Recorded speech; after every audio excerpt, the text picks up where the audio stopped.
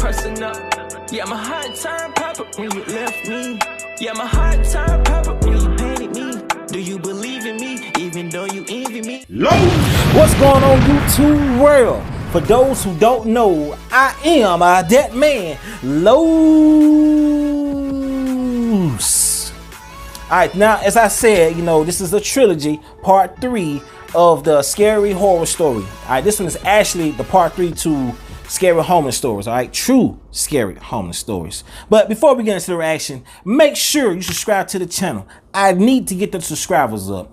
Give this video a thumbs up and turn on notifications. And as always, don't forget to leave a comment about what you think about this scary horror story. Alright, that's it. Part 3. Let's go. True homeless horror story 3. I really shouldn't be talking about this. No. But I've been keeping the secret from everyone for like his decades. money's shaking. And as I've gotten more old and withered over the years, I'm close enough to death that I no longer care if they find me. No. It was the early 90s, and I just hit flat broke and fell out on the streets. I consider myself a wise and seasoned hobo these days, but back then I was a rather hopeless case. I barely had any experience with living on my own, let alone without a home. Not only that, but the city was a lot smaller all those years ago, so finding money was that much harder. I would spend all my time begging and pleading, and by the end of most days I wouldn't even have enough change to buy a hot dog from the convenience store. I tried everything I could think of. Busy streets, residential streets, kindness, crassness. I just wasn't getting anywhere. By the end of my first couple months, I was starving. My bones were protruding from my skin, and I could barely keep my eyes open from the lack of energy. It just goes to show the way people are, because many of them won't take pity on you, even if you look as bad as I did.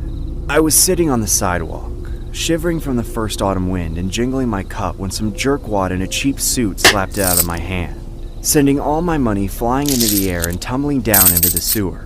Go get a job, you worthless bum.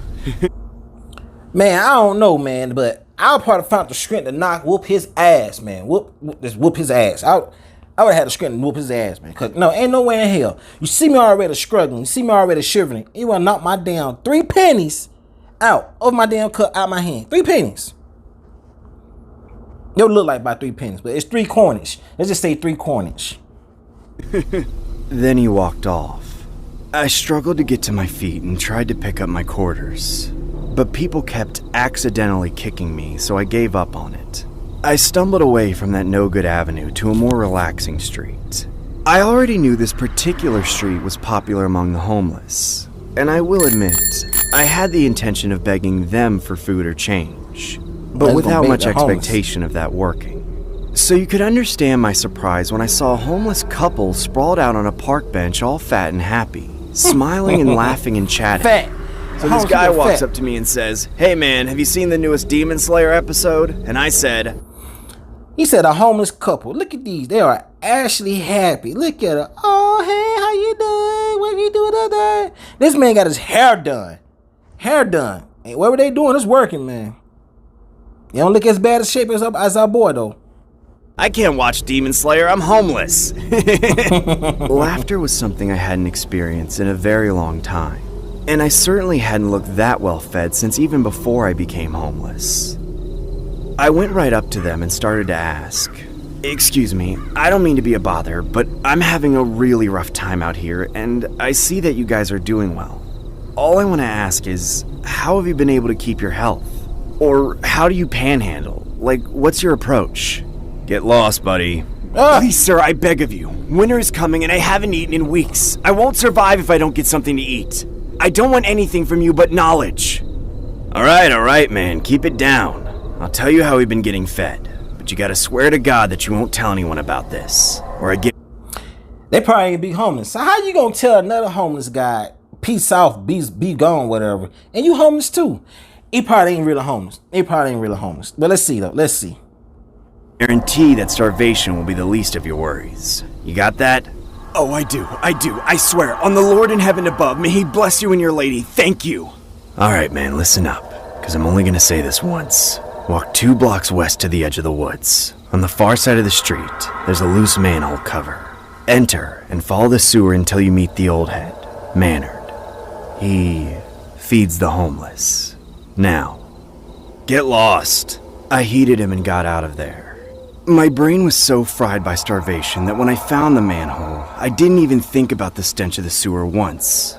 But I did make myself wait until That Sunday. don't sound right. It seemed obvious with all the secrecy that man had pressed upon me that you weren't supposed to be seen going in. Getting there in the early twilight, I heaved off the manhole cover with what felt like the last of my strength, then stepped down onto the ladder and dragged the cover back, sealing myself in the musky darkness. I carefully made my way down the ladder until my feet plunged into raw sewage. I didn't even flinch, let alone recoil. Or I might have noticed what was off about the sewer water. Instead, I reached into my pocket and found a lighter, flicking it on to provide myself some meager guidance in the oppressive stench. There were only two ways to go, forward and backward, but on the wall of the tunnel was some writing, crudely smeared on in some kind of dripping red ink, or maybe it was blood. It read, Maynard Buffet, with an arrow pointing down the tunnel. Seems like I'm in the right place. As I thought aloud, I heard my voice echo many miles through the corridors, stirring a number of creatures that were living within. That's not right. Don't do it. All of a sudden, I could hear the scurrying and chirping of rats that I hoped were running away from the sound of my voice and not toward it. But I didn't have the mental fortitude to linger on the grimness of my situation, not with all the ravenous hunger racking my brain. I pressed on, seeing not just more finger-painted signs directing me to the buffet, but also the size of the rats I'd heard. Monstrous things. But that's beside the rats the look point. fat too. I must have trudged about half a mile through the muck of the sewer when I knew I had to be getting close, because I could hear the people eating. They sounded like animals, growling, lip-smacking, hoots out of sheer celebration. I never heard such loud chewing. It's like, why on earth would somebody be eating in the sewer? You know, it's like, think about that. This don't sound right at all to me. This don't sound right at all to me. But even in the sewer, the sound of it made my stomach growl. I picked up my pace and tried to get there quicker, but pretty soon I found myself exhausted, forced to go on at a slow, steady pace. Eventually, I saw an intersection in the tunnel, and that's right about when my lighter ran out of juice. I pressed on, the sound of the feast growing louder and louder. But right as I was about to round the corner, I heard a snap, like a bone being broken in half. I stopped. A chill ran down my spine, trying my hardest not to stir the sewer water. That I could now clearly see was a dark turbid red in the light from around the corner. I crept up to the intersection, then peeked my head around the corner. You better peek. Squatting in the stagnant drainage of a clogged culvert were 6 or 7 shirtless homeless men. All sat around a floating corpse of a man which they were devouring, ripping the skin from flesh, the flesh from bone, breaking the bones and sucking out the marrow, cracking. I knew that was it. I knew they was eating somebody. I just knew he was setting them up to be eaten. I knew it. And it didn't sit with me like that. It had to be some cannibalism going on. The skull and scooping out the brains, chewing that bright crimson with tendon and sinew stuck between their teeth. And I would have recognized that cheap suit anywhere. I'd seen that jerk just a few hours ago, right before these crazy cavemen killed him and dragged him down here. I turned and ran. I may have been on the verge of starvation, but I would have rather died than become one of them.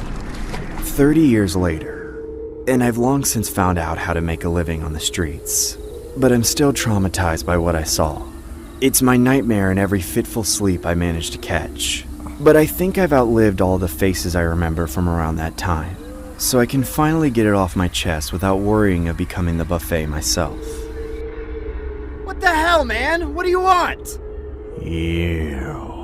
What do you want me?